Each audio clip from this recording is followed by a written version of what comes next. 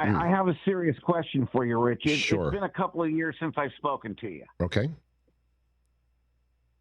Do you still think Tomlin should be our head coach? Oh. Why are you looking at me like that, Chris? Why are you looking at me? I'm just, Chris knows. awaiting your response. Chris knows. What does he know, Michael? Chris He knows. knows. What does he know? I know what you know. I let's put it this way. I think he's a Hall of Fame head coach. I think he is remarkable at plugging into the athlete. I think he is remarkable at taking the passion for football and instilling it in a team. And I think that if this falls apart, I wouldn't be surprised if the Steelers finally say, let's figure something out. And then Tomlin shows up somewhere else. Like the Giants. And let me ask you, if I may. The Giants wouldn't be a bad spot. I think Tomlin is 100% going to be a coach in this league for as long as he wants to be. But I totally understand that Steeler fans are like, we're done. We're done with seeing something that has flashes of excellence in the regular season only to wane prior to the playoffs. This wane is now the middle of the season. But we are still, let's be honest, 8 days removed. 1 week ago, we were talking about how the Steelers look terrific and the Colts, maybe they turn him back into a pumpkin, and the reverse happened. And I'm telling you, last night was a home game. Last night was 100% a home game for the Steelers, and they just blew it. But you got to tip the cap to the Chargers, correct, though. But the Steelers have become the retirement home.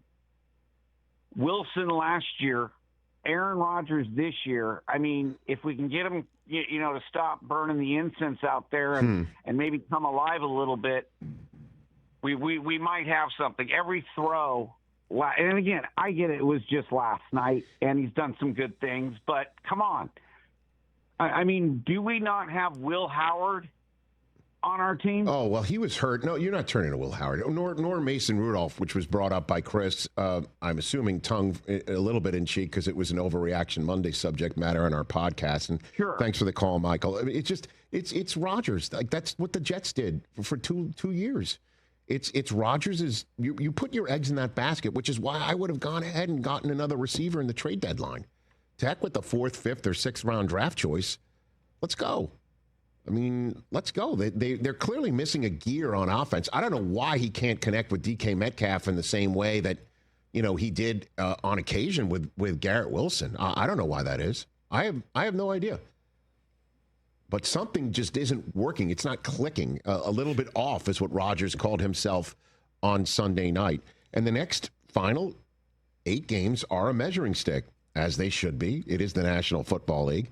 The good news is you're going to finish up your series with Cincinnati prior to Joe Burrow returning, which our friend Jay Glazer just tweeted out from Fox that he is expecting Joe Burrow's 21-day window that just opened in the early parts of this hour for him to return from it, which means in the next 3 weeks, you're going to see Joe Burrow, and that might be a Week 13 Cincinnati date against against Baltimore on that Thanksgiving night, by the way. You think and NBC's rooting for that one on Thanksgiving night, that Burrow returns on Thanksgiving night?